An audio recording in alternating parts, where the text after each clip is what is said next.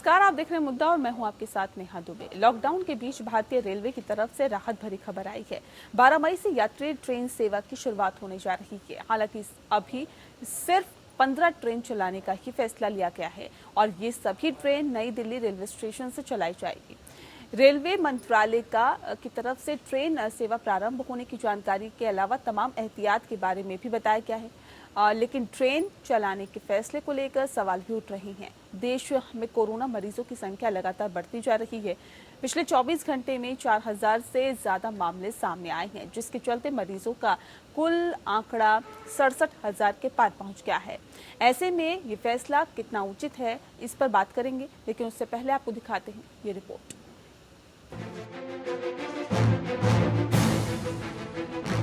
करीब 2 महीने बाद एक बार फिर आम यात्रियों के लिए रेल सेवा शुरू हो रही है। 12 मई से दिल्ली से कुल 15 शहरों के लिए पैसेंजर ट्रेनें चलाई जाएंगी। आम लोगों के लिए लॉकडाउन के बाद यातायात खोलने की ये पहली शुरुआत है। रेलवे ने यात्री ट्रेन चलाने का यह फैसला ऐसे वक्त में लिया है जब कोरोना वायरस देश में तेजी से पैर पसार रहा है। खासकर मुंबई और दिल्ली में बड़ी संख्या में लोग इस संक्रमण के शिकार हो रहे हैं। ऐसे में दिल्ली से ट्रेन चलाने के लिए सोशल डिस्टेंसिंग को ध्यान में रखा गया है। इसके साथ ही स्क्रीनिंग के इंतजाम भी किए गए हैं। इसके मद्देनजर इन स्पेशल ट्रेनों में यात्रा का मौका पाने वाले सभी यात्रियों से अपील की गई है कि वो ट्रेन छूटने के समय से 1 घंटा पहले ही स्टेशन पर पहुंच जाएं। ट्रेन भी खुली है, सरकार ने बोला है ट्रेन भी खुल रही है, उसके बारे में कुछ पता है? नहीं सब पता, हम लोग बिहार जा रहे हैं। हमको मालूम नहीं है। ट्रेन भी चलेगा, पैसा रहेगा तब तो जाएंगे। यहाँ खाने पीने का, नहाने धोने का सब कुछ का दिक्कत है, तो हम लोग क्या करेंगे? इसको हमको मालूम नहीं है, न पैसे है न मालूम है, हमारे न मोबाइल है न कुछ है वैसे। रेलवे के मुताबिक 12 मई से नई दिल्ली से असम के डिब्रूगढ़, त्रिपुरा के अगरतला, पश्चिम बंगाल के हावड़ा, बिहार के पटना, छत्तीसगढ़ के बिलासपुर, झारखंड के रांची, ओडिशा के भुवनेश्वर, तेलंगाना के सिकंदराबाद, कर्नाटक के बेंगलुरु, तमिलनाडु के चेन्नई, केरल के तिरुवनंतपुरम, गोवा के मडगांव, महाराष्ट्र के मुंबई सेंट्रल, गुजरात के अहमदाबाद और जम्मू कश्मीर के जम्मू तवी के लिए एसी स्पेशल ट्रेनों का संचालन होगा। ये ट्रेन हर स्टेशन पर नहीं रुकेंगी, बल्कि कुछ चिन्हित स्टॉपेज पर ही रुकेंगी। यह राजधानी की तरह की ट्रेन होंगी। देखिए, अभी जो प्रवासी मजदूरों की हालत पूरे देश में बनी हुई है, उसको देखते हुए पीयूष गोयल जी का ये जो प्रयास है, वो कब सो रहे हैं कब जग रहे हैं, बहुत कंफ्यूजन की स्थिति है। रेल मंत्रालय कभी कुछ कहता है, कभी कुछ कहता है, कभी कहता है किराया लेंगे, कभी कहता है किराया नहीं लेंगे। कहते हैं साहब 85% देंगे, 15% राज्य देगा, लेकिन बावजूद इसके मजदूरों से टिकट लिया जा रहा है। That is known to everybody. Our railways have the capacity to run regular trains, special trains. But the question is, who will pay? Because the migrant laborers are asked to pay. That is what we are asking. देखिए, कुछ train तो अब चला चुके हैं railway मंत्रालय, और भी काफ़ी ट्रेन चलाने का उनका योजना है, प्लानिंग है। लेकिन सवाल ये है कि कंसर्न स्टेटों को काफ़ी अरेंजमेंट करना होता है, जैसा कि उड़ीसा सरकार कर रही है। जो माइग्रेंट लेबर उड़ीसा को वापस जा रहे हैं, उनके लिए सारा व्यवस्था उड़ीसा सरकार कर रही है।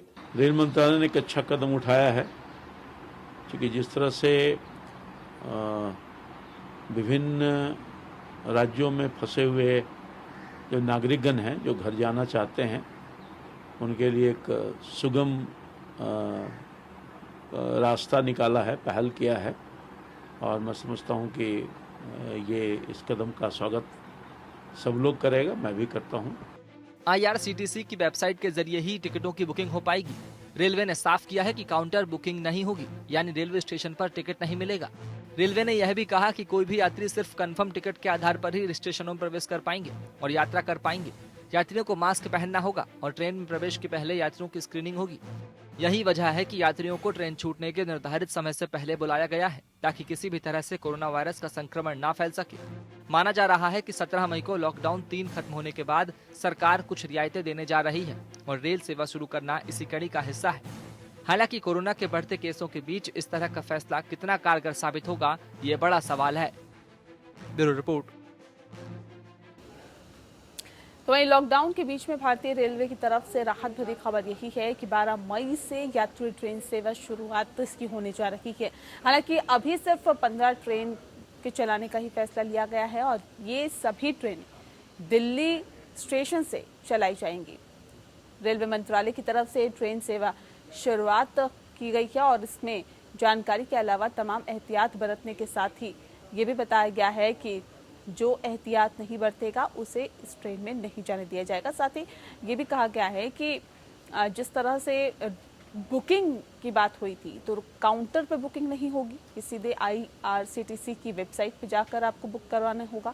साथ ही साथ आपके पास अगर कंफर्म टिकट है तभी आपको जाने की इजाज़त होगी, मास्क पहना है तभी आप जा सकते हैं और जो तमाम चीज़ें इसमें बताई गई है, ज़रूरी चीज़ें, अगर वो एहतियात बरतते हुए अगर आप जाते हैं तभी आप यात्रा कर सकेंगे।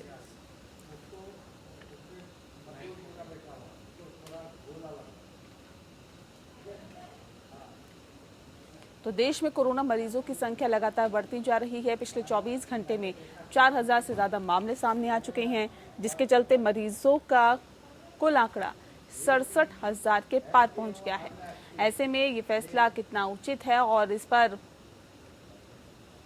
फैसले को किस तरह से देखा जाए, क्या वाकई आर्थिक तौर पर मजबूती के लिए इस फैसले को लिया गया है या फिर यूँ कहे कि आर्थिक तौर पर इससे कितनी मजबूती मिलेगी, ये भी एक अहम सवाल है। तो सवाल यहाँ पर कई खड़े होते हैं और इस वक्त हमारे साथ इस विषय पर तफसील से चर्चा करने के लिए खास मेहमान भी जुड़ गए हैं।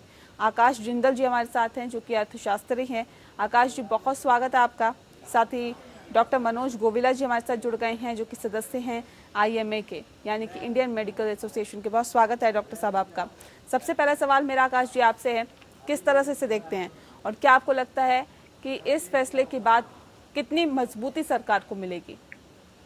देखिए, मेरे हिसाब से जो सिचुएशन चल रही है उसके हिसाब से एक अच्छा फैसला है, बिकॉज बहुत लोग जो है अपनी फैमिली के साथ होना चाहते थे। कई जगह पे ऑल ऑफ अ सडन क्योंकि लॉकडाउन हुआ तो they didn't get an opportunity to be close to their family.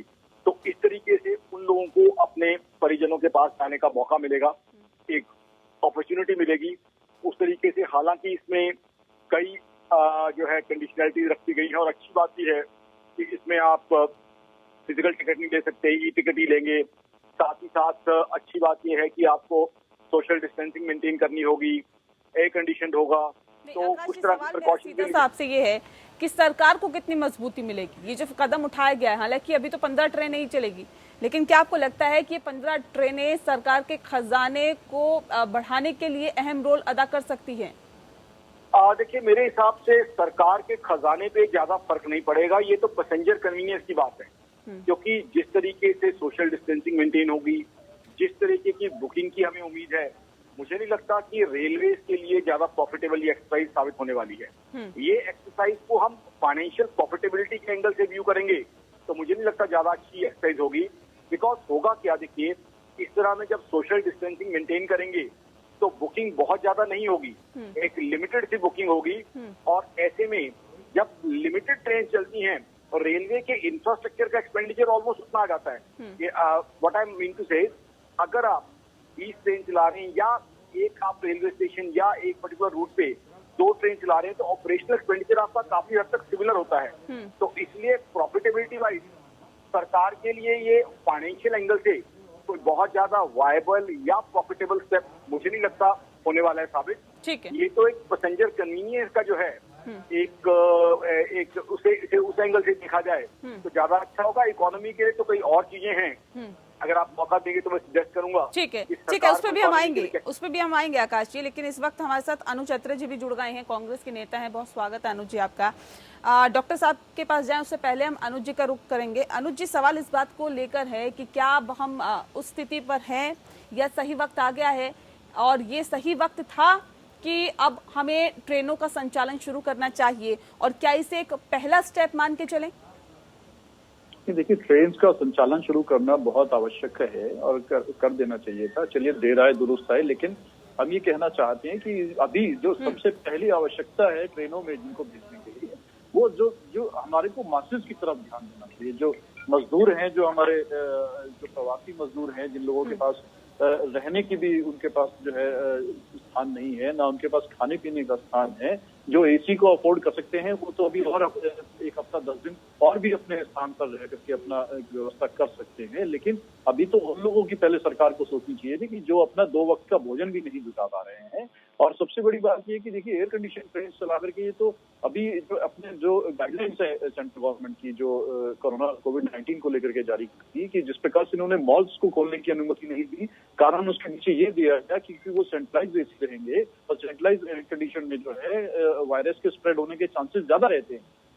तो जब एक मॉल में सेंट्रलाइज एसी होने की वजह से, किसी कमर्शियल कॉम्प्लेक्स में सेंट्रलाइज एसी होने की वजह से ये संक्रमण फैल सकता है, तो सेंट्रलाइज एसी में ट्रेन में जिसमें लोग इतने ट्रैवल करेंगे, आखिर क्या कारण है कि उसमें नहीं ये चीज का खतरा बना रहेगा? तो ये तो दोनों ही निर्णय अपने ही निर्णय के कॉन्ट्रोडिक्टरी निर्णय लिए हैं सरकार ने। सबसे बड़ी बात ये है कि इस टाइम एयर कंडीशन ट्रेन नहीं चलानी चाहिए। एक जो स्लीपर मोड की ट्रेन हैं उसमें पैसेंजर भी ज्यादा आते हैं और उसमें जो है एक गरीब आदमी जो इस समय जिसके पास अपनी 2 वक्त की रोटी नहीं है, जिसका कोई इलाज नहीं हो रहा, जो कि पैदल चल करके जा रहे हैं, मजबूर हो रहे हैं बेचारे रास्ते में कहीं ना कहीं। मतलब आप ये कह रहे हैं कि ट्रेन चलाने का फैसला तो सही है, लेकिन जो एसी ट्रेनें चलाई गई है ये फैसला गलत है। ठीक है, डॉक्टर साहब से पूछ लेते हैं। डॉक्टर साहब ये हमें बताइए कि सेंट्रलाइज्ड एसी की जो ट्रेनें चलाई गई है, जो ट्रेनें चलाने की बात हुई कि अब जो ट्रेनें चलाई जाएंगी उनका हालांकि किराया भी शताब्दी और राजधानी के जैसा ही होगा, लेकिन क्या वाकई आप भी इस बात से इत्तेफाक रखते हैं कि एसी की वजह से जो कोरोना है उसको फैलने का जो खतरा है वो और ज्यादा बढ़ जाता है? जो चरणबद्ध तरीके से चीजों में राहत दी जा रही है, लोगों को चलने फिरने का वो दिया जा रहा है, ये निहायत ही जरूरी है। लेकिन साथ ही साथ ये भी लोगों को समझना चाहिए कि ये जो कोरोना है ये बढ़ेगा। इसके बढ़ने के इस वक्त जो सबसे बड़े कारण है, एक तो ये है कि हम लोग जो है जांच और विस्तृत हो गई है, ज्यादा लोगों की जांच हो रही है, ज्यादा लोगों का वो करा जा रहा है, उन लोगों को करा जा रहा है। ये मान कर चलना चाहिए कि जितना ये हम लोग डिस्टेंसिंग और ये सब करेंगे उससे बेहतर होगा, और जितना मूवमेंट होगा उससे और ज्यादा जो है मरीज मिलेंगे। लेकिन आपको एक चीज ध्यान में रखना चाहिए कि जो ठीक होने की स्थिति है, जो उसका परसेंटेज है वो हमारे देश में बहुत अच्छा पे भी हम आएंगे। लेकिन सवाल ऐसे में ये अहम है, जैसा कि बात अनुज अत्रे जी कर रहे थे कि ट्रेनें चलाई गई है सरकार की तरफ से, ये वाकई स्वागत योग्य कदम है, लेकिन ऐसे में अगर सेंट्रलाइज एसी वाली जो ट्रेनें हैं ये चलाई गई है, इससे कोरोना के फैलने का खतरा और ज्यादा बढ़ जाता है। क्या आप इस बात से इत्तेफाक रखते हैं? क्या ऐसा है? बिल्कुल, क्योंकि जो लोग हैं वो इतना इस चीज को बहुत लाइटली ले रहे हैं, क्योंकि वो जो हमारे यहाँ ये है कि भाई ठीक है हमको कुछ नहीं हुआ, भाई उनको हुआ, उन्होंने कुछ किया होगा इसलिए उनको हो गया। लेकिन नहीं, अपना बचाव करना है, अपने साथ दूसरे का भी बचाव करना है। You take care of yourself, I will take care of me. मतलब दोनों को एक दूसरे का ख्याल रखकर चलना होगा, ये निहायत ही जरूरी है। हाथ में हाथ डालकर जो है देश के लिए सबको करना पड़ेगा, स्वयं के लिए करना होगा, परिवार के लिए करना होगा। जी। क्योंकि लोगों की देखिए फैलने के अनगिनत कारण हैं, लोगों के एक दूसरे से कांटेक्ट में आने के कई तरीके हैं, कई वजह हैं, वो उससे बच पाना 100% मेरे हिसाब से नामुमकिन है। लेकिन जितना भी हम प्रयत्न करें कि कम से कम अपने को जितना बचा सके, अपने परिवार को हम उठाइए और एहतियात बरतिए, यही आप कहना चाह रहे हैं। इस वक्त हमारे साथ रमेश चंद्र रतन जी जुड़ गए। सर आएंगे आपके पास, आएंगे दोबारा आएंगे आपके पास जी, आएंगे सर आपके पास। रमेश चंद्र रतन जी हमारे साथ जुड़ गए हैं, नेता हैं बीजेपी के। रमेश जी बहुत स्वागत है आपका। सवाल इस बात को लेकर है क्योंकि जिस बात का जिक्र हम यहाँ पर कर रहे हैं, अभी अनुज अत्रे जी से बात हुई, वो भी ये बात कह रहे हैं कि ठीक है आपने ट्रेनें चलाने का फैसला लिया है, ये स्वागत योग्य है और ये बहुत जरूरी भी था। इसी बात को आकाश जी भी कह रहे हैं कि हाँ ये जरूरी था कि आपने फैसला लिया है और इसका स्वागत किया जाता है। लेकिन सवाल इस बात का है कि सर अभी अगर हम देखें तो सबसे ज्यादा जरूरत यहाँ पर मजदूरों को घर पहुंचाने की है, उस गरीब तबके के बारे में सोचने की है जो कि जिसके पास खाने के लिए नहीं है, रहने के लिए नहीं है, उसके बारे में सोचने की है। लेकिन आपने जो ट्रेनें चलाई है वो एसी वाली ट्रेनें चला दी जिनका किराया शताब्दी और राजधानी की तरह है। सर ये बताइए कि आम और गरीब लोग कैसे अपने गंतव्य स्थान तक पहुंचेंगे, कैसे अपने घर जाएंगे? नेहा जी, आपको ये जानकारी होना चाहिए कि अब तक जो है यानी 12 तारीख से पहले जो भी ट्रेन चल रही थी श्रमिक की स्पेशल ट्रेन के नाम से, वो गरीबों के लिए थी और गरीबों के लिए वो 2-3 दिन पहले 300 ट्रेन के करीब थी और अब वो 366 के समथिंग जो है रेसी 300 से ऊपर ट्रेन जा चुके हैं। और उसका गरीबी की चिंता, मजदूरों की चिंता, श्रमिकों की चिंता, छात्रों की चिंता, सेनानियों की चिंता करने के लिए ही एक तो समय समय पर मुख्यमंत्रियों के साथ तो यशस्वी प्रधानमंत्री मोदी जी का वार्तालाप होने के बाद सारे डिसीजन लिए गए हैं और उसी बेसिस पर श्रमिक स्पेशल ट्रेन चली और उसमें वही साधारण, उसमें बल्कि एक और चीज था, उसमें भी काफी शोरगुल हुआ। तो ये कहने लगे ये डबल आवाज है, उधर से थोड़ा आवाज, तो अब वो आवाज डबल आ रही है उधर से थोड़ा सा। जी जी जी। तो ये होने लगा कि आपस में कांग्रेस शासित राज्यों में शोरगुल होने लगा। लेकिन मैं फिर रिपीट कर रहा हूँ कि यशस्वी प्रधानमंत्री मोदी जी के और होम मिनिस्ट्री के गाइडलाइंस पर मुख्यमंत्रियों के चर्चा के बाद ये तय किया गया कि state wise nodal officers appoint करें। रेलवे उसी स्टेट में अपना डीआरएम या जीएम करके जो नोडल अफसर हैं वो डेप्यूट कर दिए, क्योंकि गाइडलाइंस के मुताबिक सूची भी डिक्लेयर कर दी गई। और ये दोनों तरफ से तालमेल करके, चाहे श्रमिक हों, छात्र हों, आवासी भी कैटेगरी के हों, वो स्टेट ने जो टोल नंबर वगैरह भी दे करके स्पेलिंग करके 1000 जो है लोगों का नंबरिंग दे करके हमने स्पेशल ट्रेन चलाई। इवन IRCTC वगैरह ने खाना और वो सारी चीजें प्रोवाइड की। अब तक जो व्यवस्था थी श्रमिक ट्रेन की ही चल रही थी, गरीबों की भी चल रही थी, मजदूरों की चल रही थी। लेकिन फिर एक शोरगुल हुआ कि इससे श्रमिक या मजदूरों के अलावा और भी तमाम लोग हैं जो राज्यों में रह रहे हैं, उनको चिंता करनी चाहिए।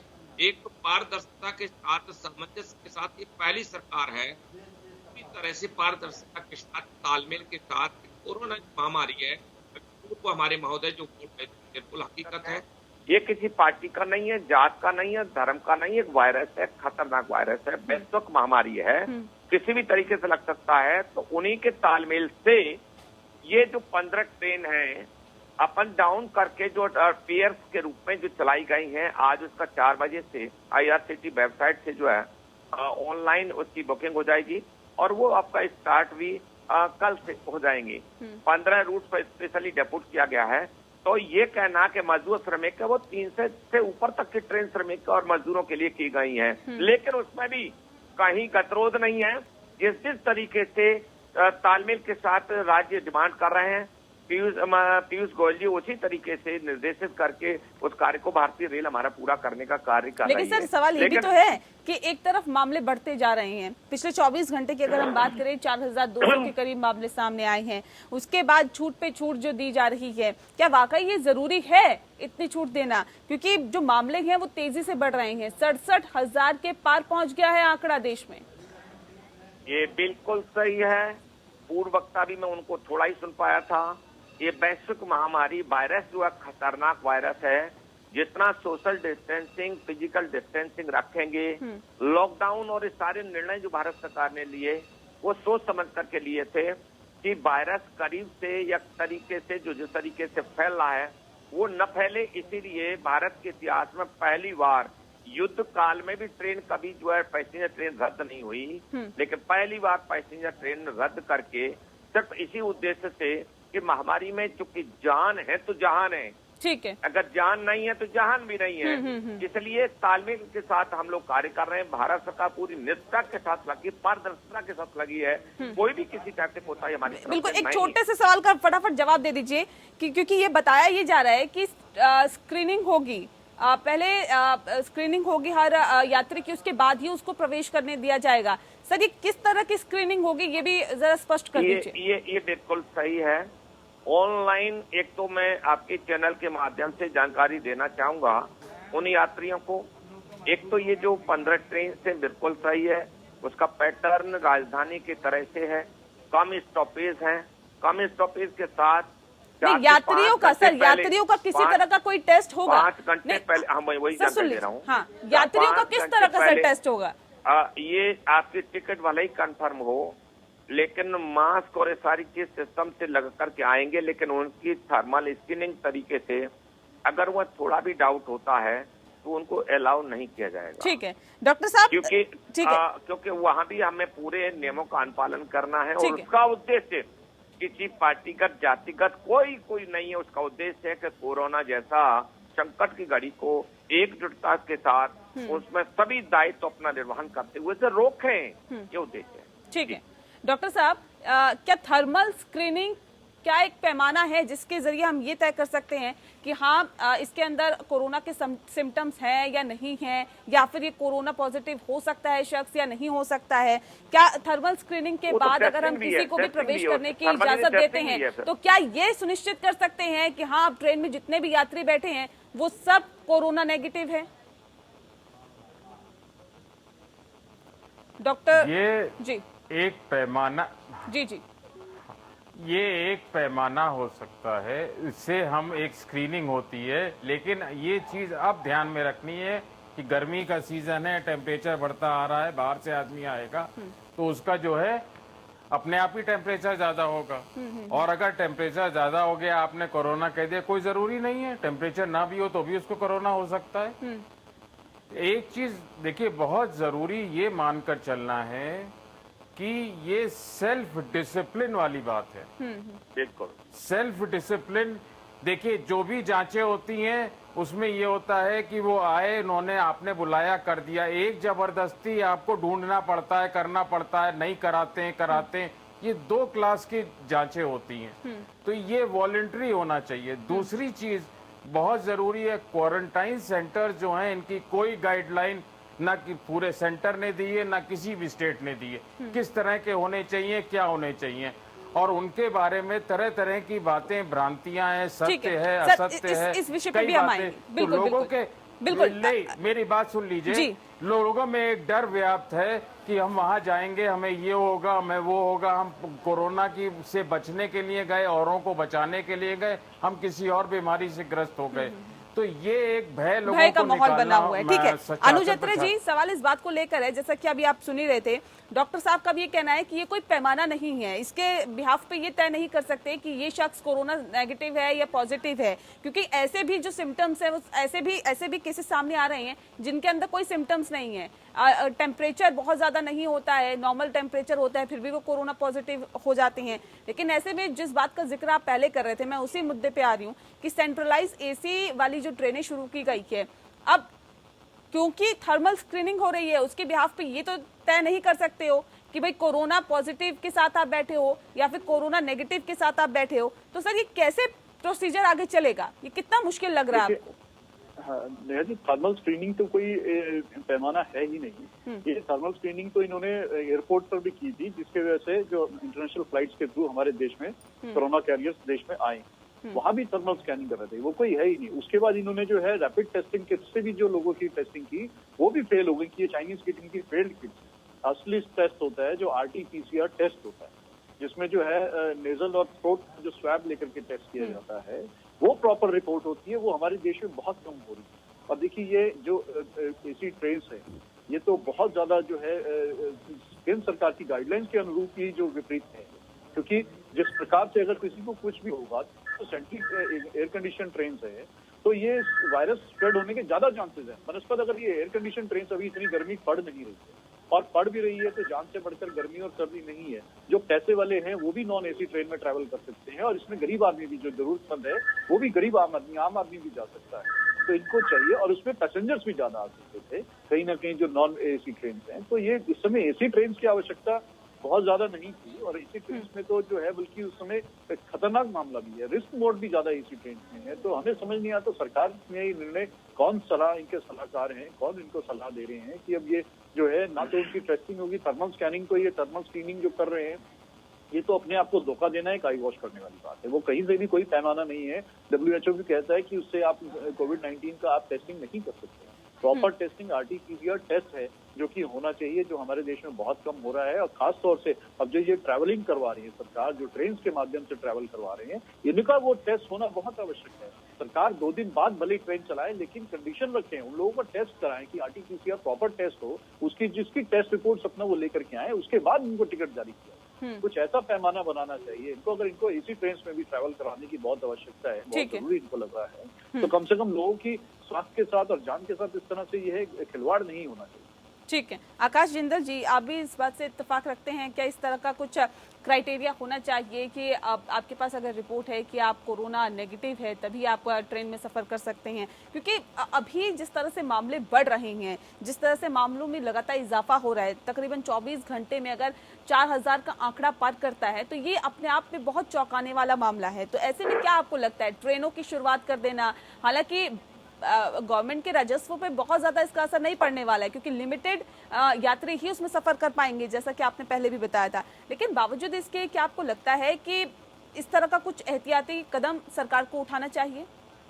देखिए, जरूरत है इस समय एक बैलेंस मेंटेन करके चलने की। हमें एहतियात भी रखनी है, पैसेंजर्स को घर भी पहुंचाना है, और साथ ही साथ इससे बहुत बड़ी बात आ जाती है जो आपने शुरू में कही थी, इकोनॉमी को रिवाइव करना। जहाँ तक यहाँ है कि यात्रियों की चेकिंग हो, मेरे हिसाब से चेकिंग हो, और बड़ी अच्छी बात यह है कि अगर सेल्फ डिसिप्लिन रहे, लोग खुद ही देखें अगर कोई सिम्टम है उन्हें तो वो यात्रा करने से पीछे हटे, पहले चेकिंग करा लें। मेरे हिसाब से तो एक ये होना चाहिए, हर यात्री के अंदर एक सेल्फ रिस्पॉन्सिबिलिटी का एहसास होना चाहिए। अगर किसी को सिम्टम्स दिख रहे हो तो वो वॉलंटरली जाएं, पहले अपनी जांच कराएं, फिर ट्रैवल करें। सब लोगों की जांच करना तो शायद पॉसिबल नहीं हो पाएगा, फिर वो ट्रेन का पहुंचने का समय, कब ट्रेन में चलना है, कब सब जांच हो रही है, क्योंकि 24 से 48 घंटे का समय तो लगता है रिजल्ट आने में। तो ऐसे में जिस व्यक्ति को लग रहा हो कि सिम्टम्स हैं वो जांच कराए, उसके बाद रिजर्वेशन कराए, वो ज्यादा अच्छा है। लेकिन उससे बड़ा सवाल ये आ जाता है जो शुरू में आपने पूछा था, मैं भारतीय जनता पार्टी के जो मित्र बैठे हुए हैं उनसे पूछना चाहता हूँ, 15 दिन 20 दिन से हम वेट कर रहे हैं कि इकोनॉमी के लिए बहुत बड़ा पैकेज आने वाला है। प्रधानमंत्री मोदी साहब से मैं पूरी इज्जत करता हूँ, भारतीय जनता पार्टी में पूरा विश्वास है हमारा, लेकिन आज इंडस्ट्री हो, आम आदमी हो, मजदूर भाई हो, मिडिल क्लास हो, हर कोई बहुत तकलीफ से है। कोरोना तो एक तरफ मार ही रहा है, कोरोना का भयंकर रूप तो हमें दिख रहा है, दूसरी तरफ भूख, गरीबी, अनएम्प्लॉयमेंट, 3 राक्षस और हमारे सामने है। ऐसे में हमें उम्मीद थी कि एक बहुत बड़ा पैकेज इंडस्ट्री के लिए, क्योंकि इंडस्ट्री को अगर रिवाइव किया जाएगा तो हर इंडस्ट्री के साथ 100, 300, 500 मजदूर भाई जुड़े हुए हैं, उनको रिवाइव किया जाएगा। देखिए, मजदूरों को घर पहुंचाना तो एक बात हो गई कि ठीक है वो अपनी जगह से घर पहुंच गए, लेकिन क्या घर पहुंचा के हमने उनको रोजगार दे दिया? रोजगार तो उन तक नहीं दे पाए। इस बार में भी कहीं ना कहीं चर्चा की जरूरत है, इस पे भी हम आएंगे सर। कर रहे हैं कि कोरोना के मद्देनजर जो स्पेशल ट्रेन चलाई गई है उसकी बुकिंग आज से शुरू हो जाएगी, और साथ ही साथ जो ट्रेन है वो कल से चलनी शुरू हो जाएगी। तमाम जो ट्रेनें हैं वो नई दिल्ली रेलवे स्टेशन से मिलेगी। लेकिन इस बीच सबसे अहम और बड़ा सवाल यही कि क्या जो यात्री वहां पर बैठे होंगे, जो यात्री उस ट्रेन में सफर करेंगे, कैसे सुनिश्चित हो कि वो सब के सब सुरक्षित ही है? इस पे हम तफसील से चर्चा कर रहे हैं। हमारे साथ खास मेहमान लगातार मौजूद है। रमेश जी, सवाल मेरा आपसे ही है, क्योंकि आपने भी डॉक्टर साहब को भी सुन लिया, उनका भी ये कहना है कि टेम्परेचर अगर नहीं आता या आता है तो इससे कोई तय नहीं हो पाता है कि कोरोना पॉजिटिव है सामने वाला शख्स या नेगेटिव है, और इस पर सेंट्रलाइज एसी की भी बात हो रही है। तो ऐसे में ये सर कैसे तय होगा कि आपके साथ जो शख्स बैठा हुआ है वो वाकई में सुरक्षित है और इसके बिहाफ पे आप भी सुरक्षित है?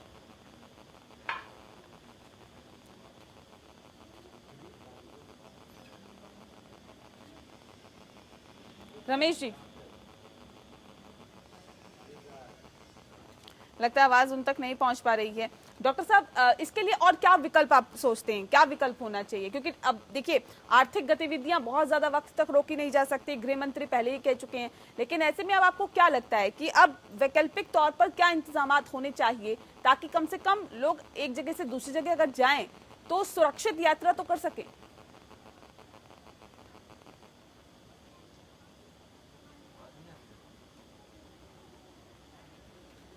डॉक्टर मनोज,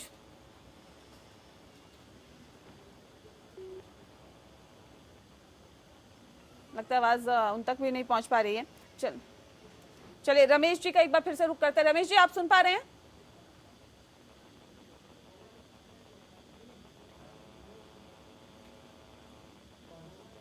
आपको आवाज मिल पा रही है रमेश जी? जी आ रही है। जी, सवाल वही है सर कि कैसे सुनिश्चित हो कि हमारे साथ वाला या फिर जो पीछे वाली सीट पे जो भी शख्स बैठा हुआ है वो कोरोना नेगेटिव है या फिर इस तरह के कोई सिम्टम्स उसके अंदर नहीं है, क्योंकि थर्मल स्क्रीनिंग से तो ये तय नहीं होता। एक तो मैं अपने कांग्रेस के हमारे जो प्रिय साथी अनुज जी से और उनके जो भी नीचे से ऊपर तक टीम से मैं आग्रह करूंगा कि हमको राजनीति का स्वरूप को जो है घर में राजनीति, फैक्ट्री में राजनीति, कोरोना में राजनीति का स्वरूप छोड़ देना चाहिए। या चैनलों पर बैठे या कहीं कुछ जो उनके ऊपर के नेता भी स्टडी करें, ज्ञान थोड़ा रखें। और मैं जो बैठा हूं तो उनको भी ज्ञान दे देता हूं। मैं I am not leader president supreme court और मैं अर्थशास्त्री भी हूं, बहुत सीनियर मोस्ट लीडर हूं, 45 ईयर्स का कैरियर। क्या हर चीज इनको रोड मैप भी चाहिए? मैंने एक चीज प्रॉपर सिस्टमेटिक वे में जो मेडिकली जो है जो गाइडलाइंस हैं वहाँ टीम भी रहेगी और जो उनको डाउट किसी टाइप का अगर होता है क्लियर कह दिया गया है कि ऑनलाइन सिस्टम आपकी टिकट भले ही कंफर्म हो जाए, लेकिन अगर थोड़ा भी डाउट होता है और उस डाउट का उद्देश्य वो दुश्मन नहीं है हमारे। और एक और भी चीज चूंकि आकाश जी हमारे जो कह रहे थे वो भी बता दूं कि कोई भी व्यक्ति इस संकट की घड़ी से देश के स्थिति पर मोदी जी सरकार भी और हम सब लोग जानते हैं 50 दिन के लॉकडाउन में विकराल लोग परेशान हैं, पीड़ा है, लोग खाने लाने वाले भी हैं, लेकिन इसको समझ करके पार्टी निष्ठापूर्वक लगी है, सरकार निष्ठापूर्वक लगी और भारत भी एकजुटता के साथ सामाजिक संगठन और भिन्न भिन्न संस्थाएं लगी हैं। लेकिन कुछ लोगों को हर चीज में राजनीति का स्वरूप घुस गया है। उनको रोड मैप भी चाहिए। परेशान तो कोरोना से भी है और हम तो उसी फॉर्मूले पर बात कर रहे हैं सर कि जान है तो जहान है। प्रधानमंत्री कहते हैं कि जान है तो जहान है, जान है जहान है, उसके बावजूद अगर तमाम छूट दे दी जाती है तो सर इसे किस तरह से देखें? ऐसा है, ये 15 ट्रेन का जो स्टार्ट किया है वो प्रॉपर जो है रेलवे ने अपना चाक चौबंद सुरक्षा कर्मियों ने, मेडिकल टीम ने मुस्तैदी के साथ वहां पहले से ही प्लेटफॉर्म में इसलिए कहा है कि 5 घंटे 4 घंटे पहले आपका जांच होकर के थोड़ा भी डाउट होता है तो उनको हाथ जोड़ करके कहा जाएगा। तो उसमें आई एम नॉट ए जो डॉक्टर, वो टीम है वहाँ थर्मल स्क्रीनिंग या खांसी टीमें तो वहाँ पे भी तैनात थी आपकी, जहाँ से कोटा से जो छात्रों को लेकर जाया जा रहा था दूसरे राज्य में, वहाँ पे से भी वहाँ पे आप थर्मल स्क्रीनिंग कर रहे थे, वहां से भी थर्मल स्क्रीनिंग की और छात्रों को ले जाया गया, उसमें से भी 4 छात्र जो कोरोना पॉजिटिव निकल गए।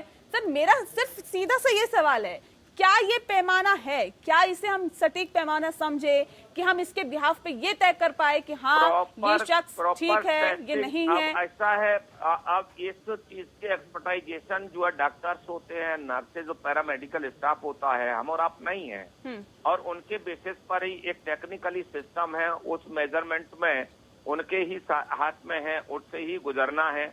और कहीं चीज किसी टाइप से हर साइंटिफिकली भी सिस्टम है, एक चीज अगर ऑब्जेक्टिव है तो ऑब्जेक्शन आता है, लेकिन हमें गुजरना इन सारी चीजों से पड़ रहा है, गुजरना भी है। और आपको भी मालूम है कि वायरस को एक सिस्टम भी तैयार कर रहे हैं, पूरा वैज्ञानिक भी लगे हैं कि इसमें गतिरोध को कैसे किस तरीके से समाप्त किया जाए। लेकिन हमें जो सिस्टम बना है और उसमें हमारे यहाँ का सिस्टम, तो एक और भी चीज विश्व में भारत का रेशियो, मैं पुनः आज कह रहा हूँ, मौत तो मौत होती है, संक्रमित जो लोग हैं अन्य कंट्री के अपेक्षा भारत का रेशियो बहुत कम है। और जहाँ तक जिंदल साहब आर्थिक उसके लिए कह रहे थे नहीं तो कम है, तो ये सोच लें कि अब सरकार ने छूट दे दी है कि आंकड़ा बढ़ेगा, या फिर सरकार ये सोच के संतुष्ट है कि मृत्यु दर तो जी कम है? न्याजी आंशिक ट्रेन नहीं चलाई जाती, एकदम चला दी जाती। हर चीज को 5वां स्टेप है मुख्यमंत्रियों के साथ गाइडलाइंस प्रॉपर से मेडिकली हो, सारे लोगों के डिस्कशन के साथ ही सरकार निर्णय ले रही है। ठीक है, इंडिविजुअल कैपेसिटी में निर्णय नहीं लिया जा रहा है। अनुज जी, आप कितना इत्तेफाक रखते हैं? क्या आपको लगता है कि पूरे तमाम पहलुओं को देखते हुए फिर सरकार ने फैसला लिया है, या फिर आपको यूं लगता है कि सरकार भी आधे अधूरे इंतजामात के साथ ही फैसले ले रही है? आधा अधूरा शब्द नहीं कह सकते, मुझे लगता है कि ऐसी व्यवस्था पूरे विश्व में नहीं है। ठीक है, जवाब ले लेते हैं सर, ले लेते हैं, जवाब ले लेते हैं सर। सवाल है सर मेरा, मैं तो सवाल पूछ रही हूँ, सवाल पूछने का काम है, अब जवाब ले लेते हैं अनुज जी से। अनुज जी, नेहा जी देखिए, अभी जिस प्रकार से रमेश जी ने बताया वो बहुत वरिष्ठ है और वरिष्ठ नेता भी अपने आप को बताया, ठीक है, उनका भी सम्मान करते हैं, लेकिन आज ये पूछना चाहिए कि आप तो बहुत वरिष्ठ हैं, क्या आप इस चीज को, किसने बोला राजनीति करने के, कौन इस समय देश में राजनीति कर रहा है कोरोना वायरस को लेकर के? हम ये पूछना चाहते हैं कि कांग्रेस पार्टी तो सबसे पहले ही हमने, हमारी राष्ट्रीय अध्यक्ष सोनिया जी ने कह दिया था कि हम सरकार के हर निर्णय तो सरकार को सुझाव देते रहेंगे एक जिम्मेदार विपक्ष होने के नाते। लेकिन तो सुझावों को भी अगर आज कुछ लोग अपनी आलोचना आज के समय में और जनता देख रही है, देश की जनता वो भी देख रही है कि इस हालात में इस प्रकार से मजदूरों के पास, गरीब आदमी के पास जो है खाने के लिए, भोजन के लिए एक वक्त का पैसा नहीं बचता है। हमारी केंद्र सरकार ने उनसे रेलवे का टिकट मांगा है। वो किसकी सलाह से मांगा था? वो तो किसी राज्य के मुख्यमंत्री ने ही आपसे सलाह लें। कांग्रेस पार्टी तो सबसे पहले बोला कि हम उनको टिकट देंगे। तो ये निर्णय भी केंद्र सरकार का, भारतीय जनता पार्टी का सरकार का निर्णय था। ये आपको निर्णय लेने के लिए किस मुख्यमंत्री ने आपसे कहा था, या किसकी सलाह पे आपने निर्णय लिया था कि जब कच्चे तेल के दाम वर्ल्ड वाइड नीचे गिर रहे हैं और जो है सब बिल्कुल न्यूनतम स्तर पर आ गए हैं, तो आज भी हमारे देश में जो है विश्व में सबसे ज्यादा दाम है और केंद्र सरकार उसमें रातों रात जब दाम गिरने की बारी आती है, जनता को उसका लाभ पहुंचाने का, थोड़ा सा राहत पहुंचाने के समय आता है, तो रात मंगलवार की रात, पिछले मंगलवार की रात को जो एक्साइज ड्यूटी बढ़ा देती है, 13 रुपए उसमें डीजल में बढ़ा देते हैं, 11 रुपए पेट्रोल में बढ़ा देते हैं। ये बताइए ये किसकी सलाह से की? आखिर किस लिए? क्या आप इस समय भी मुनाफा कमाने में लगे हैं? जनता, गरीब आदमी, गरीब किसान, गरीब व्यक्ति, एक मिडिल क्लास आदमी हालांकि इसमें पाई को मोहताज हो रहा है। अगर डीजल के दाम, तेल, पेट्रोल के दाम कम हो जाते हैं, क्योंकि क्रूड ऑयल कम हुआ है, आपको सरकार को कम नहीं करने को किसी ने कहा। आप क्रूड ऑयल के हिसाब से भी अगर आज की डेट में देते हैं, 1 दर्जन से ज्यादा बार आप जो है एक्साइज ड्यूटी बढ़ा चुके हैं। उसको किसने आपको सलाह दिया? वो निर्णय आपका था, किसी का निर्णय नहीं था। उसमें राजनीति कौन कर रहा है? आप ही राजनीति कर रहे हैं, देश की जनता या कोई विपक्षी दल को राजनीति कर रही है। और देखिए, और अपनी बात को आगे बढ़ाता हूँ कि अभी बात हो रही थी, आप बार बार कह रहे हैं कि ये ट्रेन आप चला रहे हैं, ट्रेन आवश्यकता है, जरूर बढ़ चलानी चाहिए, जैसे जैसे जहाँ चला देना चाहिए। लेकिन ये बताइए, एसी ट्रेन इस समय कौन सी मेडिकल साइंस में कहा गया है कि आपको एसी ट्रेन चलाना जरूरी है? आप बिना एसी ट्रेन के अभी जो है पैसेंजर्स को ट्रैवल नहीं करा सकते। क्या एसी में जब सेंट्रली एसी चलेगा और सारी खिड़कियां और दरवाजे बंद रहेंगे तो क्या वायरस स्प्रेड होने के चांसेस नहीं रहेंगे? बजाय उसके कि जब डिस्टेंसिंग रहेगी, हवा आती रहेगी, खिड़की दरवाजे खुले, गेट खुले रहेंगे, हवा आएगी, तो वायरस अगर कुछ होगा भी तो वो उड़ जाएगा। वो ज्यादा सेफ मैटर होगा, ये सेफ होगा। और आप बताइए, आप ये बताइए कौन सी मेडिकल साइंस, वर्ल्ड की साइंस ये बोलती है कि थर्मल स्कैनिंग से आपको कोरोना वायरस की टेस्टिंग हो सकती है? वो तो कोई पैमाना है ही नहीं। वो तो उससे आप सिर्फ एक टेम्परेचर चेक कर रहे हैं। आप अभी भी कह रहे हैं हम जो रेलवे स्टेशन पर थर्मल स्कैनिंग, उससे हम जान जाएंगे कि लेकिन ये हम किसको धोखा दे रहे हैं? हम अपने आप को धोखा दे रहे हैं, अपने देश को जनता। चलिए ठीक है। आकाश जी सवाल इस बात को लेकर है कि पेट्रोल डीजल एक्साइज ड्यूटी इन पे बढ़ा दी गई, जिसका जिक्र अभी अनुज जी कर रहे थे, इनका कितना इफेक्ट पड़ता है सरकार के राजस्व पर? और दूसरी बात ये, क्योंकि अगर आप पूरी तरह से ट्रेनों के संचालन की छूट दे दी जाती है तो उसका किस तरह से प्रभाव पड़ेगा अर्थव्यवस्था पर? सबसे पहले पेट्रोल डीजल के अंदर जो एक्साइज बढ़ाया गया है, मैं उसके खिलाफ हूं। उस हिसाब से एक्साइज नहीं बढ़ाना चाहिए था, बिकॉज इंटरनेशनल मार्केट में नहीं आ रही है, आवाज कट रही है आवाज। तो इंटरनेशनल मार्केट में प्राइसेस कम हुए थे तो हमें टेंशन मिलना चाहिए था। तो वो हमें एडवांटेज था कि कोरोना के चलते आकाश जी, आपकी आवाज ठीक से नहीं पहुंच पा रही है हम तक। एक बार फिर से आपसे संपर्क साधने की हम कोशिश करते हैं, लेकिन डॉक्टर साहब का रुख करते हैं। डॉक्टर मनोज, सवाल ये भी है कि सर, अब सुरक्षित यात्रा करने के लिए ऐसा कौन सा टेस्ट किया जाए? मतलब ये तो आप समझ सकते हैं कि कोरोना का हर किसी का टेस्ट नहीं किया जा सकता। सरकार अपनी तरफ से भरपूर कदम उठा रही है, कोशिश कर रही है, लेकिन ऐसे में हर किसी का कोरोना टेस्ट हो जो यात्री सफर करना चाह रहे हैं या फिर करना चाहते हैं, ये संभव नहीं है। इस बात से आप भी इत्तेफाक रखते होंगे। तो ऐसे में कौन सा वैकल्पिक कदम हो सकता है जो सरकार की तरफ से उठाया जा सकता है सुरक्षित रहने के लिए? देखिए, थर्मल स्क्रीनिंग जो है वो तो जरूरी है ही, लेकिन उसमें फॉल्स पॉजिटिव और फॉल्स नेगेटिव दोनों के चांसेस हैं। इसमें जो सबसे बड़ी बात है, जन भागीदारी, अपना सेल्फ डिसिप्लिन, जैसे मैंने कहा है, लोगों को इस चीज का ध्यान, खुद अपना ध्यान स्वयं रखना पड़ेगा और सरकार को, शासन प्रशासन को संसाधन उपलब्ध कराने और लोगों में कि आप जो कर रहे हैं अपने भले के लिए कर रहे हैं और सरकार आपके साथ है और हर जगह सुविधाएं उपलब्ध हैं, कागज पर नहीं, धरातल पर। अब आप ये देखिए, अगर इतिहास उठाए तो जहाँ कहीं भी जो कुछ भी सफलताएं सरकार को, देश को मिली है, बिना जन भागीदारी से नहीं मिली है। हमारे माननीय प्रधानमंत्री जी जभी भी अपना संबोधन करते हैं तो सबसे पहले आह्वान करते हैं लोगों का कि वो लोग आगे आए, वो लोग करें, बाद में सरकार की बात करते हैं। तो लोगों को अपने आप को, इसके लिए सरकार को विश्वास दिलाना होगा, सरकार को मॉनिटरिंग करनी होगी और फीडबैक लेना होगा कि जो है लोगों को विश्वास हो कि अगर हम अपना घर छोड़कर कहीं जाएंगे या हमको कोई तकलीफ है तो सरकार हमारा पूरा ख्याल रख रही है। लेकिन ऐसा हो रहा है कि नहीं हो रहा है, या आप लोग बता सकते हैं, दिखा सकते हैं जी। तो जनमानव मेरे हिसाब से जो भी ICMR की, मिनिस्ट्री ऑफ हेल्थ की, होम की जो गाइडलाइंस हैं वो सब लोग फॉलो करें खुद, चाहे वो रेलवे हो, चाहे रोडवेज हो, चाहे कोई भी ट्रांसपोर्ट या कोई भी हो। चलिए, एहतियात खुद ही बरतना होगा, आप ये कह रहे हैं, ठीक है। रमेश जी, सवाल इस बात को लेकर भी है क्योंकि एहतियात खुद तो बरतना होगा, लेकिन 17 मई के बाद सर आगे का क्या रोड मैप है, क्या कुछ होने वाला है?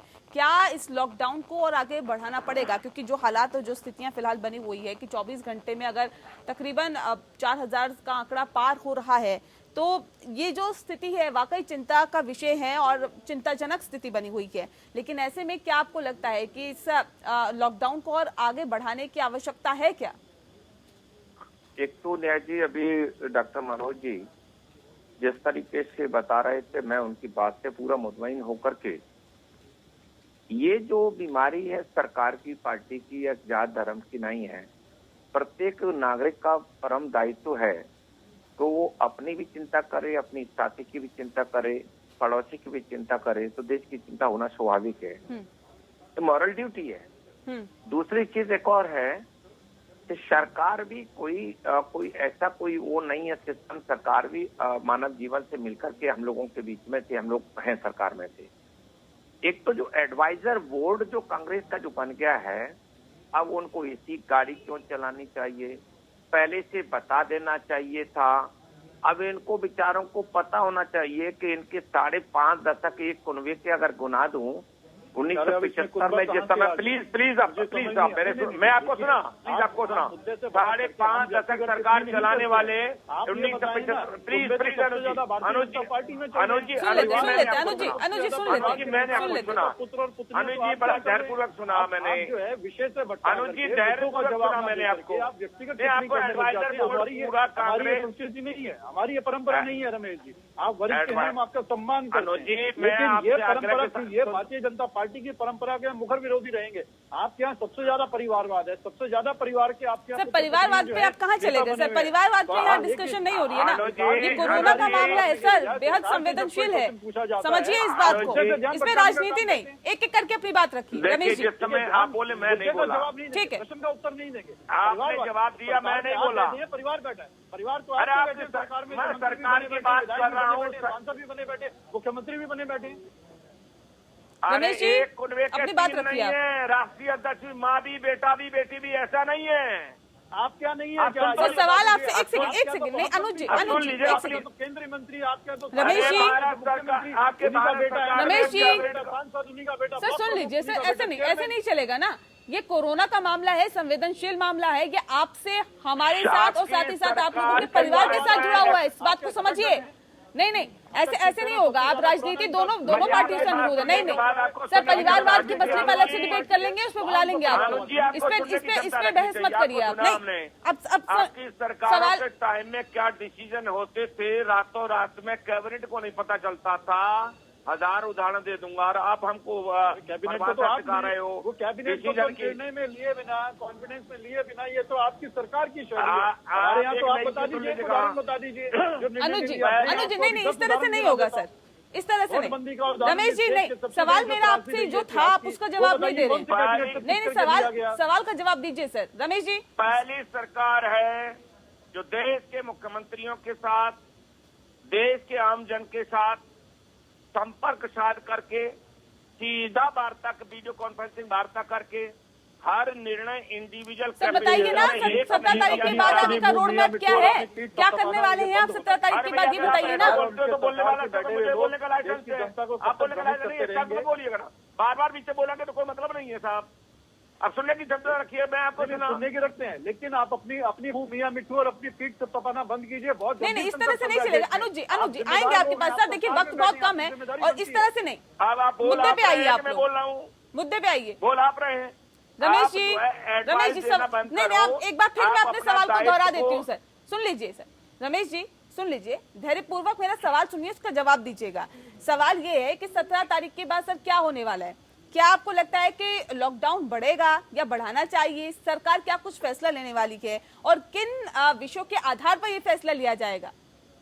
एक तो पुनः मैं आपको बता दूं, जितने बार भी लॉकडाउन के या जितने सिस्टम के अभी तक फैसले लिए गए हैं, गाड़ी चलाने के, गाड़ी चलवाने के, जो भी डिसीजन लिए गए हैं, वो बिना जो है वीडियो कॉन्फ्रेंसिंग, बिना तालमेल के, बिना मुख्यमंत्रियों की एडवाइस के, बिना मेडिकल स्टाफ के कोई डिसीजन मोदी जी ने कतई आज तक नहीं लिया है। और 17 तारीख को आने वाले उस पर वो मुख्यमंत्रियों के साथ आज भी डिस्कशन है।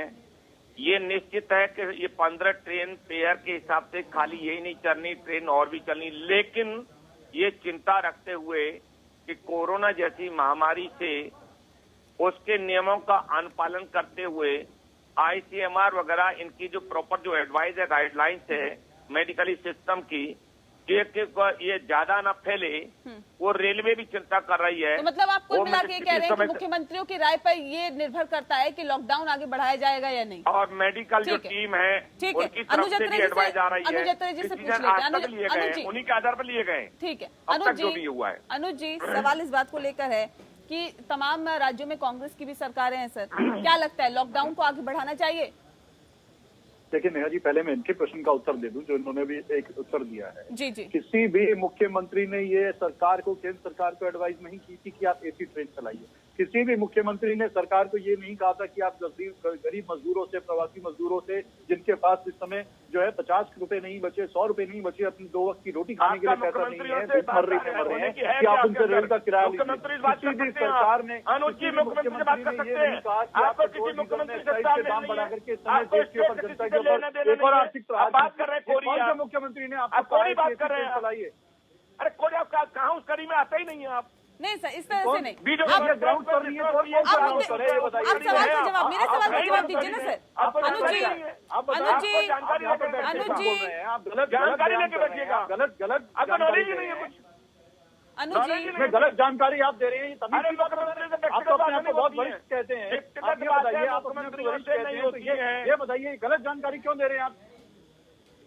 क्या मुख्यमंत्री ने सरकार को सलाह दी? आप मुझे बता दीजिए, अपने भाजपा के मुख्यमंत्रियों के नाम बता दीजिए अगर उन्होंने किसी ने सलाह दी है कि आप AC ट्रेन चलाइए या गरीबों से पैसे लीजिए ट्रेन के। आपसे मेरा सवाल है, ठीक है सर, ठीक है सर, इस तरह से नहीं, इस तरह से नहीं होता है, ठीक है रमेश जी।